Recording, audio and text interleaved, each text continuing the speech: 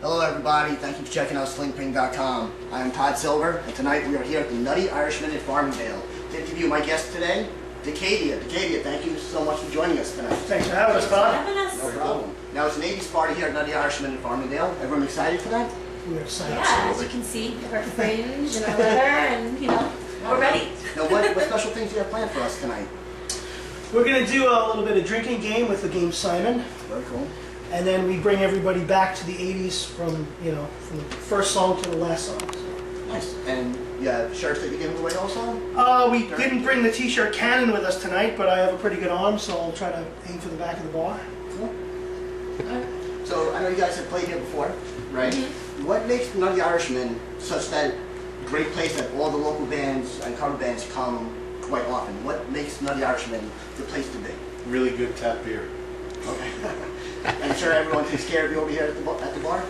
Yeah, absolutely. Definitely. Alright, cool. So, what is it about the 80s and us as Long Islanders? What's that special connection that Long Islanders love the 80s? What's the deal with that? John? Take it, John. Some of us are still living them.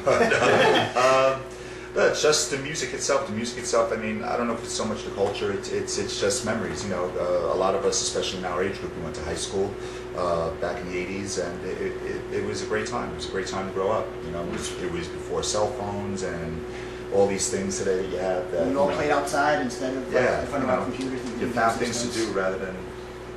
Right, I knocked on his door. Face to face with social behavior. Yes. All right, very cool. So now I know Long Island has a tremendous talent of local bands, and there are other 80s bands out there. What makes Decadia different than the other 80s bands? What do you guys do that stand out that makes people see you guys and not others? Well, we don't wear neon, as you can see. No cheesy neon. And I think that, no disrespect to the other bands, but this has been the best group of musicians I've worked with. It's not like a put-together mishmash of vocalists and musicians. It's like the creme de la creme. You're going to find the best frontline singers. So, you have like Steve Perry in the flesh right here. Everybody kind of just brings it. When it comes to keyboards, drums, everybody is a master of their craft. So Very that's cool. my opinion. Yeah, I've never seen you guys, and we're definitely looking forward to the set tonight. Our repertoire is a little bit different too. A lot of the other 80s bands stick to like the real cheesy party stuff, which is great, but we sort of dive a little bit deeper into other album cuts that bands couldn't do. We pay attention to detail too, and we play a song, we put everything that was in that song is in the song. Yes. We don't sort of skimp on it. What's the best thing about the 80s? Now, I want to hear from everybody. Pick one thing about the 80s. I'm going to take it. I'm going to go. Go. Ready? Kenny, go. Best part about the 80s was the music was also the culture. It was the life. It really did tell the story. You could walk down the street. I could look at you and know the music you liked. Just by what you wore to work, what you did.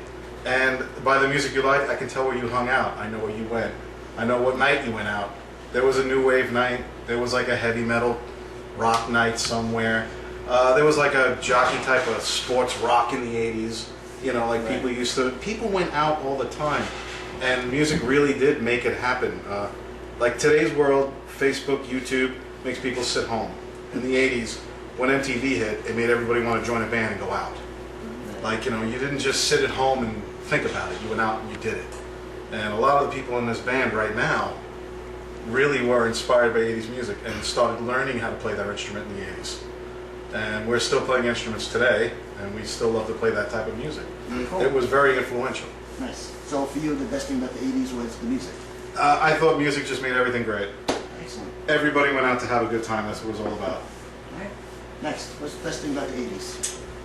I would have to agree. I would have to say the music coincided with everything that you were doing.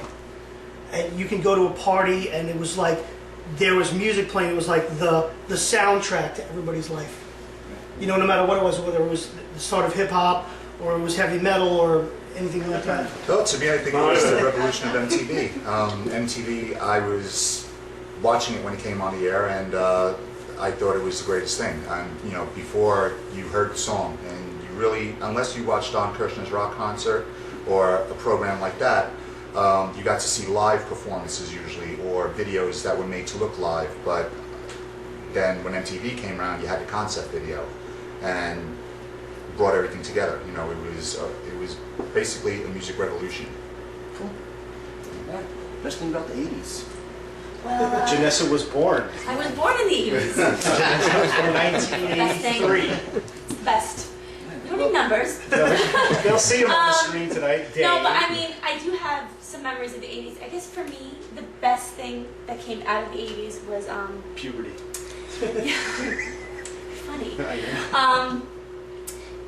These iconic pop stars that you don't see really that emerged from the 60s or 70s or the 90s, but like Madonna, Michael Jackson, Whitney Houston, and they just continued their career from decade to decade. Are we And going to be hearing a lot of Madonna and Michael Jackson tonight? you're gonna hear definitely Madonna, Michael Jackson maybe. Sometimes we bust him out every now and then. Okay, great. Depends. But that was the best. I mean, you have these just legends that emerged, and they came out and they were doing something different, and people really disregarded them, and they proved everybody wrong. So Very cool. yeah. You want to contribute? Best thing about the Yeah, 80s? for me it was just like, same with John, it was MTV. You get to see the videos. I get inspired. I pick up a bass in 1984, and I graduated high school, and I just, you know, got into the music. So it was all about music for me. I'd like to contribute to this question as well. I think the best thing about the 80s, I have two things, and I was thinking about them as I was writing these questions down for you guys. The birth of Hulkamania and Alf. Those are my two.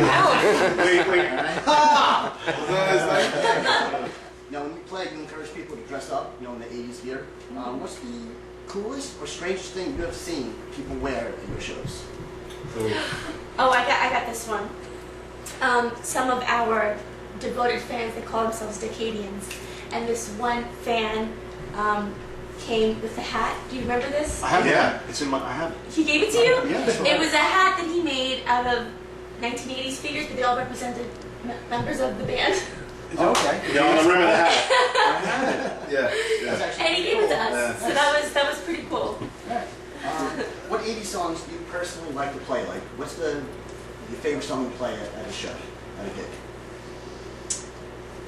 That we still do. Yeah, we still do. You know, one song that, you know, gets you going. I can tell you that I don't want to play "Don't Stop Believing" It. But there's a few. We change it every night. So you know, as long as we change the set list, the one that I'm about to screw up is my favorite one, because we've been hearing these for 35 years. I haven't heard any music. So, and like these guys said, these are the songs that we started playing. Like the first songs we ever learned are in our set list. So. They're part of our DNA. So the ones that are like the most troublesome, the one where like, I hope we get the next chorus right. That's kind of the most fun, for me anyway. You know, kind of living on that edge of, boy, if it goes wrong, it could really be funny. Those are the most fun for me. Yeah, great. Anybody else want to contribute to that question, or you want to? Yeah, I think as musicians we have different favorites than the crowd, you know, because we get tired and bored playing the same things. But I think the crowd really likes "Take on Me." When they hear that keyboard riff, Right. I mean, I just That's a good feel the song. energy in the room. Everybody just kind of bum rushes the dance floor, you know. Alright. If you could bring anything back from the 80s in its original form, what would that be? I'm gonna say it again, MTV. Yeah. Play videos, baby. Play In music. the 80s, definitely, we didn't have fear. Like, you know, I'm a parent now, and I cannot believe the word play date is actually in, like, you know, the conversation with every other parent. We were kids. We went outside. We did what we wanted to do. We had some freedom. It was like almost a sense of abandonment with kids, but you kind of made your own path. You had a lot of fun. Tree forts. And yeah, you did tree forts. You know, like you were more entertained with what you could do outside the house. A house was for eating and sleeping, and so much as that has changed. Us growing up in the '80s, I feel like I'm like the last guy left that really did all that.